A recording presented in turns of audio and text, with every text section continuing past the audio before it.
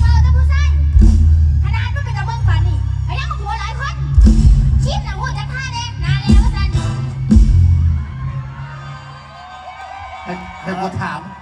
ให้กูถามอีหลีทอง มา มันบอกเป็นตะเบิงกูขึ้นได้ผัวหลายคน เงิน จะว่าเป็นนางเอกแค่ว่ากูมา โอ้ เบิ่ ย งกับ ขอ เขา โทษอีหลาฮะ เออ อีหลาขับแขกอย่าบายาลูก โอ้ย